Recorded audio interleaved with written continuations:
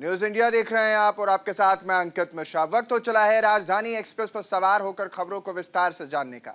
सबसे पहले शुरुआत कर लेते हैं हरिद्वार की खबर से, जहां हर की पौड़ी पर जन सैलाब देखने को मिल रहा है। जहां मौनी अमावस्या पर श्रद्धालुओं की भारी संख्या में जो भीड़ है वो वहां पर देखने को मिले। गंगा में श्रद्धालुओं ने आस्था की डुबकी लगाई है।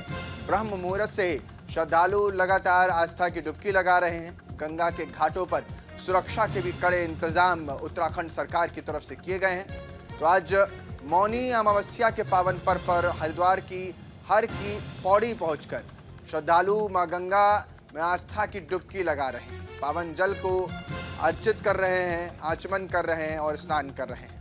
मौनी अमावस्या का बड़ा ही महत्व माना जाता है। आज ही के दिन पवित्र मां गंगा में स्नान करने से फल की प्राप्ति होती है। हरिद्वार की हर की पौड़ी पर सुबह ब्रह्म मुहूर्त से ही श्रद्धालु मां गंगा में आस्था की डुबकी लगाकर दान पुण्य कर रहे हैं। कहा जाता है कि इस दिन गंगा में स्नान करने के साथ ही दान पुण्य की भी विशेष महत्व माना जाता है। देश के कोने कोने से हर की पौड़ी पहुंचकर श्रद्धालु गंगा में आस्था की डुबकी लगाकर खुद के तमाम पुण्यों को और अर्जित कर रहे हैं।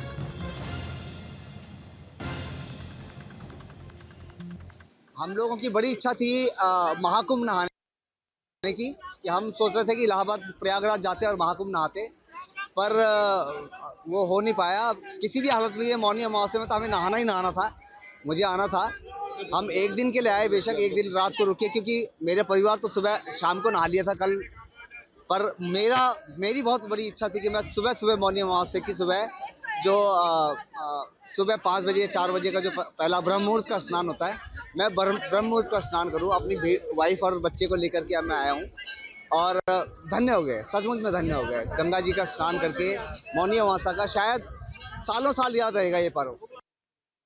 काम करके तो बहुत अच्छा लग रहा है, लाइक काफ़ी पॉजिटिविटी आई है और बस यही बरकरार रहे पॉजिटिविटी। हर हर गंगे। हाँ जी, बस विल पावर थी हमारी वो करने की, और गंगा जी में लाइक हमें प्रोवोकेशन मिलता है कि हम लोग जाएं और स्नान करें। इतने लोगों को देख के आस्था है अंदर।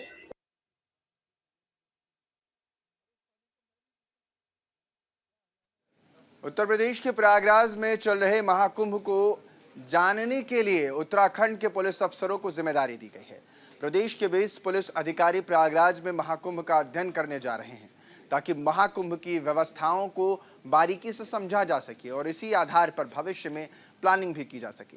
हालांकि प्रयागराज महाकुंभ में उत्तराखंड की एसडीआरएफ और फायर ब्रिगेड की टीमें पहले से ही अपना योगदान दे रही हैं।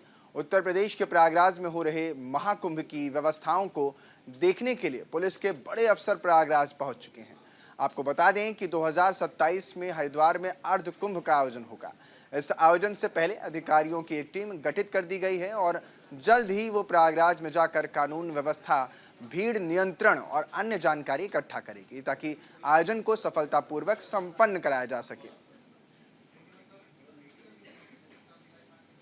यूसीसी को लेकर उत्तराखंड कांग्रेस ने बीजेपी को घेरा है। प्रदेश उपाध्यक्ष धीरेन्द्र प्रताप का विवादित बयान भी सामने आ गया है। उन्होंने कहा, देवभूमि को कामदेव भूमि के नाम से जाना जाएगा।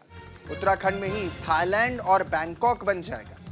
बीजेपी विधायक ने कांग्रेस के बयान पर पलटवार किया है। एमएलए विनोद ने कांग्रेस के बयान को निंदनीय बताया है। दरअसल उत्तराखंड में यूसीसी लागू हो चुका है और यूसीसी के अध्याय में लिव इन रिलेशनशिप को मान्यता दी गई है। इस पर उत्तराखंड कांग्रेस के प्रदेश उपाध्यक्ष धीरेन्द्र प्रताप ने बीजेपी को घेर लिया है और कहा कि बीजेपी सरकार ने उत्तराखंड में ऐसा कानून लागू किया है जिससे आने वाले दिनों में उत्तराखंड को लोग देवभूमि के नाम से नहीं बल्कि कामदेव भूमि के नाम से जानेंगे। उन्होंने आगे कहा कि वो भारत में अब उत्तराखंड ही थाईलैंड और बैंकॉक बना देंगे। उनके इस बयान पर बीजेपी ने भी पलटवार किया है। बीजेपी के विधायक विनोद चमोली ने कांग्रेस के बयान को निंदनीय बताया। उन्होंने कहा कि उनको हर सही कानून का विरोध करना होता है।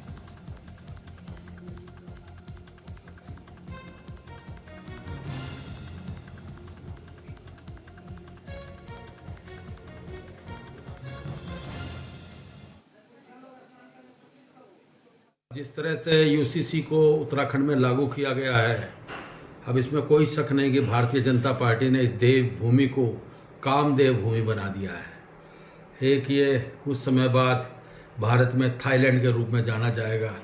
जिस तरह से वहाँ पर लिव इन रिलेशनशिप को वहाँ पर छूट दी जा रही है। मैं समझता हूँ भारतीय जनता पार्टी जो ये कहती थी ये पार्टी विद डिफरेंस है, वो डिफरेंस आ गया है। अब ये पूरे देश को गर्त में डाल देंगे, इसमें कोई संदेह नहीं।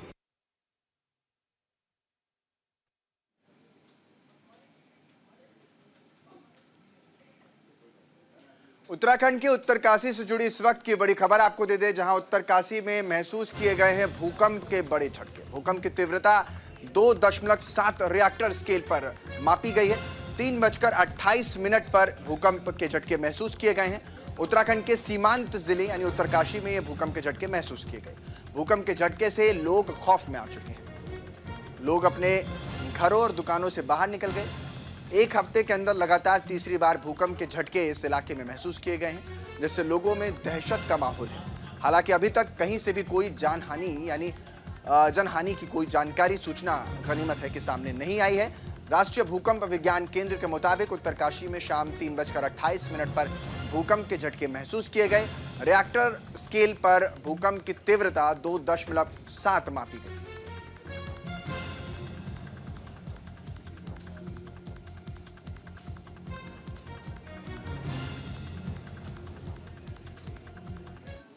उत्तराखंड के स्वास्थ्य मंत्री धन सिंह रावत ने आज राजधानी देहरादून में स्वास्थ्य से जुड़ी कई योजनाओं का लोकार्पण किया। इस दौरान स्वास्थ्य मंत्री धन सिंह रावत ने कहा कि आज कई योजनाओं का लोकार्पण किया गया है, जिसमें अब गांधी शताब्दी अस्पताल में सप्ताह के 7 दिन सुबह 8 बजे से शाम 8 बजे तक बच्चों का टीकाकरण नियमित रूप से होगा।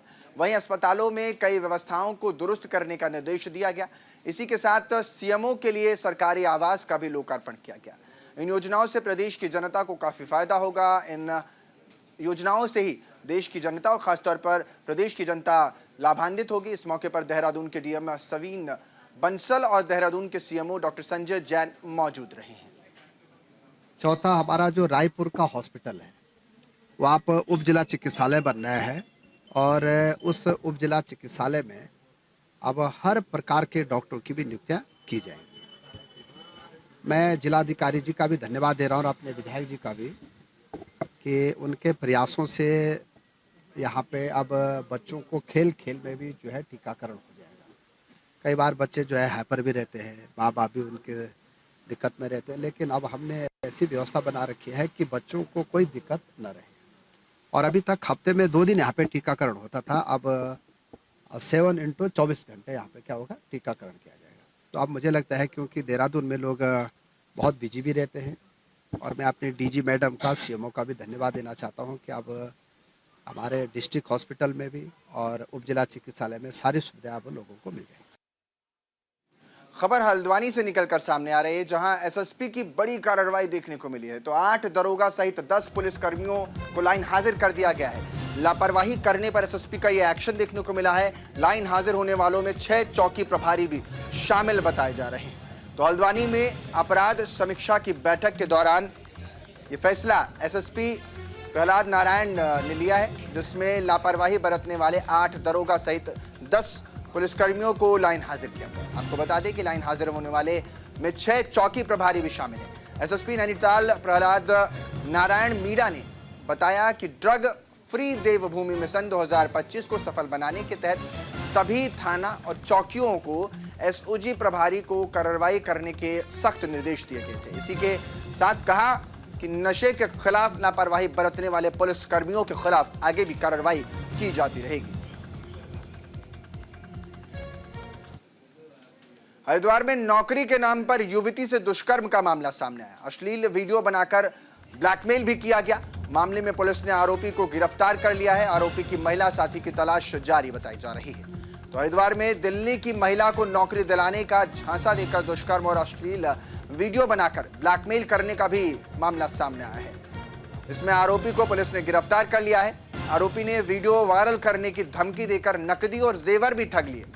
वहीं खुद को पुलिस अधिकारी बताकर पीड़िता को धमकाने वाली आरोपी की महिला साथी की भी तलाश जारी है।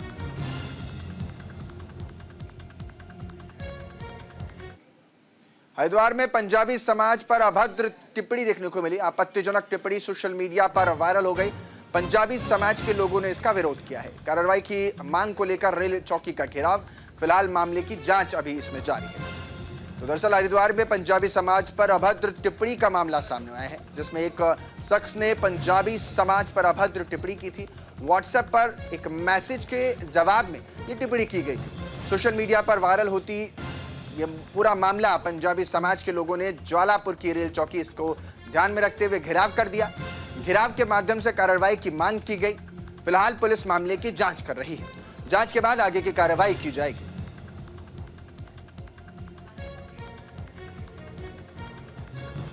उत्तराखंड के विकास नगर में पुलिस ने नशा तस्करों के खिलाफ सख्त कार्रवाई की है, जिसमें चेकिंग अभियान के दौरान डिक्सन कंपनी के पास मिलिट्री ग्राउंड के पास से नशा तस्करों को गिरफ्तार किया गया।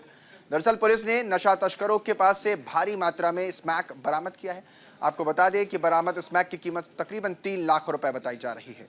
पुलिस ने आरोपियों के खिलाफ NDPS एक्ट के तहत केस दर्ज कर लिया है और तस्करों को जेल भेज दिया है।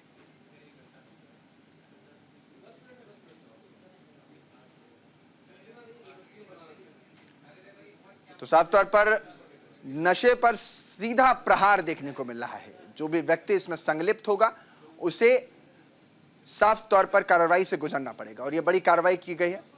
सिलाकुई के थाना की आप कार्रवाई देख पा रहे हैं। नशा तस्करी में जो भी संलिप्त होगा उस पर ऐसे ही कार्रवाई की जाएगी। तो उत्तराखंड के उत्तरकाशी में बड़कोट नगर पालिका में आए दिन जाम के हालात बन जाते हैं, जबकि 4 धाम यात्रा का पहला पड़ाव ही बड़कोट है। NH विभाग के ठीक सामने सरकारी जमीन पर बने टीन शेड दुकानों के कारण जाम की स्थिति उत्पन्न होती है, लेकिन इस मामले में नगर पालिका ने चुप्पी साध रखी है। लोगों का विभाग के चुप्पी साधने पर भी सवाल खड़े हो रहे हैं। लोगों का कहना है कि अधिकारी लोगों की जान से खिलवाड़ कर रहे हैं। जाम के कारण पुलिस से लेकर आम लोगों तक को कई तरह की परेशानियों का सामना करना पड़ता है, लेकिन अब तक इससे निजात नहीं मिल पाया है।